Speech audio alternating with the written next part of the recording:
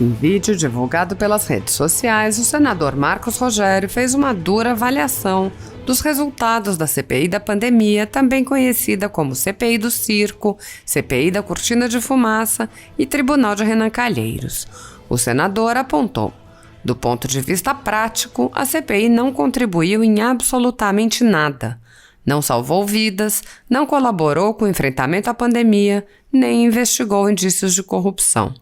Teremos, nos próximos dias, um relatório capenga que se presta a um único papel: perseguir e nada mais. Será um parecer meramente político, com fins eleitoreiros, cujo objetivo principal é desgastar a imagem do presidente Bolsonaro.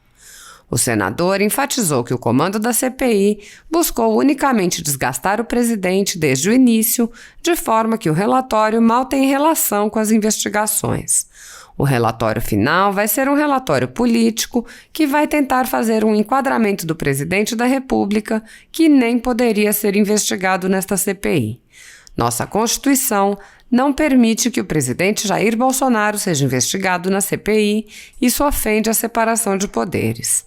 Não vai dar em nada, não é o caminho próprio. É apenas um embate político que vai ser utilizado no jogo eleitoral das eleições de 2022. O senador lembrou ainda: a sociedade brasileira conhece muito bem quem são os integrantes da CPI que estão acusando o governo Bolsonaro e por que estão acusando.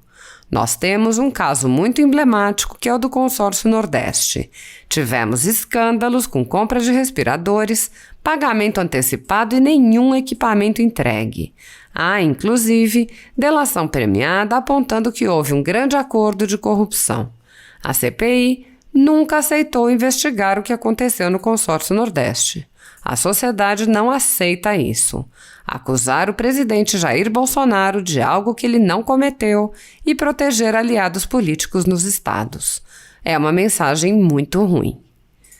Enquanto se recusou a investigar indícios de corrupção com os recursos enviados pelo governo federal para os estados e municípios, a CPI não poupou esforços em humilhar pessoas e empresas que manifestaram apoio ao presidente Jair Bolsonaro, além de quebrar sigilos sem qualquer fundamentação, vazar dados sigilosos para a imprensa e ameaçar pessoas de prisão.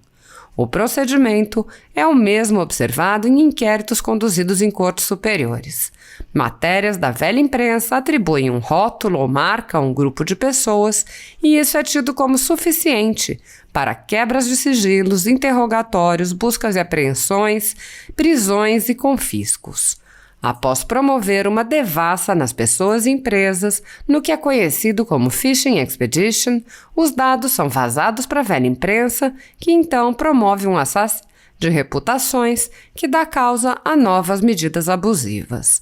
Conforme vários senadores já notaram, os procedimentos são comumente dirigidos aos veículos de imprensa independentes, em evidente tentativa de eliminar a concorrência, controlar a informação e manipular a população brasileira.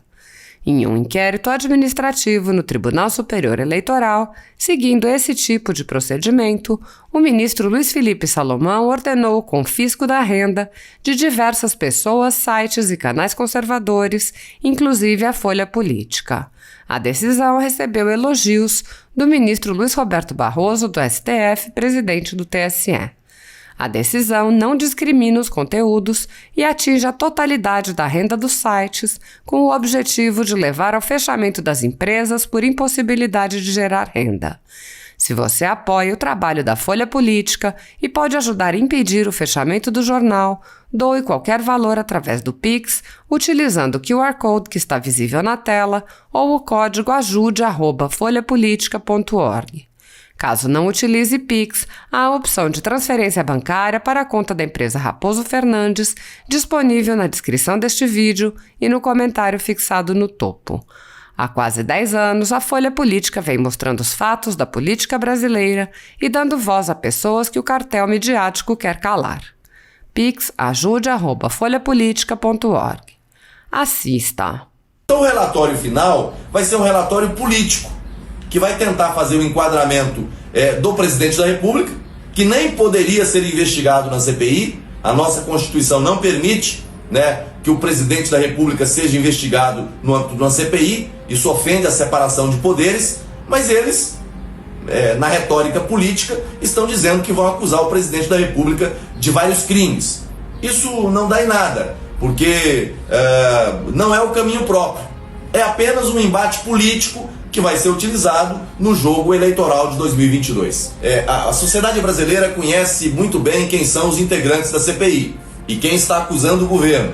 Por que está acusando? Nós temos um caso aqui muito emblemático, que é o caso do consórcio Nordeste. Esse consórcio envolve ali 9 estados do Nordeste. Lá nós tivemos talvez um dos maiores escândalos, com compra de respiradores, pagamento antecipado e nenhum equipamento entregue. Há inclusive delação premiada dizendo que houve um grande acordo de corrupção. A CPI nunca aceitou investigar o que aconteceu nesse consórcio Nordeste. A sociedade não aceita isso. Acusar o presidente de algo que ele não cometeu e proteger aliados políticos dos estados é algo muito ruim, é uma mensagem muito ruim. Então eu acho que no jogo pré-eleitoral eles vão tentar usar a CPI nas eleições de 2022. Mas a sociedade brasileira sabe muito bem separar quem é quem nessa história. Essa CPI, infelizmente, serve para quase nada, porque ela não investigou o que aconteceu com os recursos da pandemia. Nós enviamos bilhões de reais para os estados e municípios, foram quase 200 bilhões de reais para a estruturação da rede de saúde, para a aquisição de materiais de insumo, enfim, a estruturação de toda a rede de saúde. E houve muito desvio, houve muita corrupção. Operações da Polícia Federal apontam para bilhões desviados nos estados e nos municípios. A CPI não quis investigar o que aconteceu nos estados e nos municípios. Ela concentrou a investigação em relação ao governo federal, acusando o governo federal numa retórica pré-eleitoral, uma retórica política. Acusa o governo federal sem provas, fala de corrupção, mas não há corrupção. Não há um centavo de real desviado pelo governo federal. Há acusações contra estados e municípios. E nesse aspecto, a CPI não quis investigar. Isso foi muito ruim. A sociedade está acompanhando e não consegue conceber isso. Eu sou a favor de que a investigação acontecesse com relação ao governo federal, mas também nos estados e nos municípios. Então o relatório final vai ser um relatório político. O mal que a CPI podia causar ao governo já causou. O relator, o tempo todo, conduziu os trabalhos dele acusando o presidente da República, acusando o governo federal. O relatório dele não vai ter nenhuma surpresa. Ele já disse tudo que pensa em relação ao governo federal desde o primeiro dia. Ele pré-julgou o governo federal e nunca reconheceu aquilo que o governo federal está fazendo. Então ele pré-julga o governo federal, vai ser um relatório que não vai ter nenhuma novidade, mas ele protege os governadores e prefeitos que são acusados de crimes gravíssimos, de corrupção ativa, corrupção passiva, organização criminosa, fraude à licitação. Ou seja, ele protege, os estados e municípios e acusa o governo federal. A sociedade já entendeu esse jogo. É muito triste que isso tenha acontecido. Não acho que tenha nenhum efeito prático. A CPI pode investigar as ações do governo federal, mas também aquilo que aconteceu nos estados e municípios com recursos federais. Se houve recurso federal encaminhado para os estados e municípios, a CPI tem competência para investigar. Assim como tem a Polícia Federal, assim como tem o Ministério Público Federal e o Tribunal de Contas da União. A CPI poderia investigar, mas ela não quis investigar o que aconteceu nos estados e nos municípios. Ela não quis investigar. O requerimento dessa CPI previa a investigação das ações do governo federal nos estados e nos municípios, onde houve repasse de recurso federal. A decisão de não investigar foi uma decisão política do comando da CPI. Eles escolheram não investigar, escolheram, de certa maneira, blindar, proteger os governos estaduais e municipais. Por isso a CPI acaba tendo uma credibilidade menor.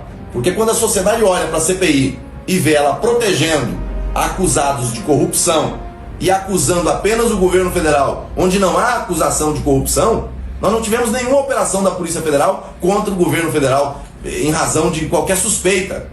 né? Agora, nos estados e nos municípios aconteceram. Eles escolheram não investigar. Olá pessoal, tudo bem? Sextou, mas eu estou em Brasília porque o trabalho aqui não para. Olha, eu quero dizer que essa semana foi uma semana de muito trabalho. Semana que vem nós vamos ter aqui uma folga e na outra voltamos com o final dessa CPI. Talvez tenha mais um depoimento e depois um relatório. Mas eu quero aproveitar a oportunidade para cumprimentar o senador Eduardo Girão, nosso parceiro, nosso amigo. Ele foi lá na Assembleia Legislativa do Rio Grande do Norte para conferir de perto o que a Assembleia está fazendo. A CPI da Covid da Assembleia Legislativa do Rio Grande do Norte. Hoje, na CPI da Covid, aqui no Rio Grande do Norte, tivemos a importante participação do senador Eduardo Girão, do Ceará. Tivemos uma reunião antes do início dos trabalhos da CPI para discutirmos estratégias conjuntas para que a CPI do Consórcio Nordeste também possa ser instalada no Congresso Nacional. O Consórcio Nordeste é responsável pelo rombo de 48 milhões de reais aos estados nordestinos. A CPI, aqui no Rio Grande do Norte, CPI da Covid, já teve acesso a documentos sigilosos que indicam uma falcatrua brutal com o nosso dinheiro. E é muito importante, já que envolve 9 estados do Nordeste, além de conexões com o estado de São Paulo, que essa CPI também seja levada ao Congresso Nacional. Eles estão fazendo o que a CPI aqui do Senado não faz, que é investigar o que aconteceu com os milhões de reais desviados pelo Consórcio Nordeste. Você já sabe a história. Compraram respiradores, pagaram adiantado, o dinheiro o gato comeu e os respiradores nunca apareceu. Essa é a história, né? Os respiradores nunca apareceram em lugar nenhum, mas o dinheiro foi embora. E eles estão investigando. E eu tenho aqui, o senador Girão compartilhou comigo, né, os vídeos, né, dos presidentes da CPI, dando um pouquinho do panorama que eles estão enfrentando lá, das evidências, das provas. Uma pena que a CPI da Covid aqui no Senado não queira investigar esse fato. Confira aí. Quando eu digo que foi roubado e teve gente que roubou, é porque dentro do processo já tem confissão, já tem delação, já tem dinheiro em conta, já tem extrato de banco. E não há indignação porque o governador da Bahia que participou do roubo é do Partido dos Trabalhadores. A indignação seletiva só por causa disso. Porque Carlos Gabas foi ministro de Dilma. Eu estou tendo um cuidado gigantesco com a legalidade dessa CPI, para que não haja nulidade, porque a minha dúvida é nenhuma do indiciamento e da punição de uma série de pessoas que estão sendo investigadas aqui. Porque os elementos que já estão em mãos da CPI são graves, estarrecedores e que denotam um esquema além do Nordeste, com uma negociação feita para repasse de respiradores na ordem de 4 milhões de reais para a Prefeitura de Araraquara, administrada pelo senhor Edinho do PT, que hoje eu apresento um requerimento pela sua convocação.